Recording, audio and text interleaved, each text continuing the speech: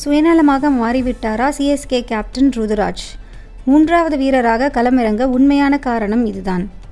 IPL 2025ஆம் ஆண்டு தொடரில் CSK அணி தாங்கள் விளையாடிய முதல் ஆட்டத்தில் மும்பை இந்தியன்ஸ் அணிக்கு எதிராக வெற்றி பெற்றிருக்கிறது.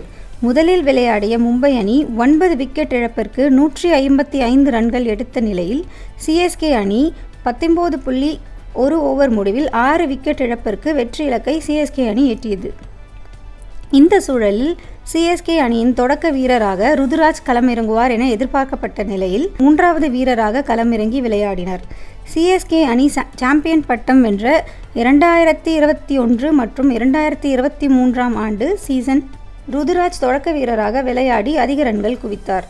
தற்போது மூன்றாவது வீரராக களமிறங்குவது சிஎஸ்கே அணிக்கு பாதகத்தையே அதிக கொடுக்கும் என்று ரசிகர்கள் கருத்து தெரிவித்துள்ளனர். இது குறித்து விளக்கம் அளித்த ருதுராஜ், அணியில் பேலன்ஸ்க்காகத்தான் நான் மூன்றாவது வீரராக களமிறங்கினேன் என்று கூறியிருந்தார். எனினும் ருதுராஜின் இந்த முடிவுக்கு உண்மையான காரணம் இது கிடையாது. இதில் ஒரு தனிப்பட்ட சுயநலமான முடிவு ஒளிந்திருக்கிறது என்பதுதான் உண்மை. அதாவது தற்போது இந்திய அணியில் இடம் கிடைக்க ருதுராஜ் போராடி வருகிறார். ஏற்கனவே சர்வதேச T20 போட்டியிலிருந்து விராட் கோலி ஓய்வு பெற்றிருக்கிறார். இந்த இடத்திற்கு தற்போது திலக் வர்மா, சூரியகுமார் ஆகியோர் விளையாடி வருகிறார்கள். T20 அணியில் தொடக்க வீரர் இடத்திற்கு பல பேர் போட்டியில் காத்து கொண்டிருக்கிறார்கள். இதனால்தான் ருதுராஜ் விராட் கோலி இடத்தை எப்படியாவது பிடிக்க வேண்டும் என்பதற்காகத்தான் தற்போது IPL போட்டியில் மூன்றாவது வீரராக களமிறங்கி வருகிறார் என்ற தகவல் வெளியாகியுள்ளது. மூன்றாவது வீரராக விளையாடி தன்னுடைய திறமையை வெளிப்படுத்தினால் விராட் கோலியிடம் தனக்கு கிடைத்துவிடும் என அவர் எதிர்பார்க்கிறார்.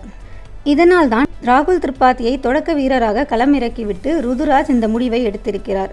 மும்பை அணிக்கு எதிரான முதல் போட்டியில் ருதுராஜ் மூன்றாவது வீரராக களமிறங்கி 26 பந்துகளில் 53 ரன்களை சேர்த்தார்.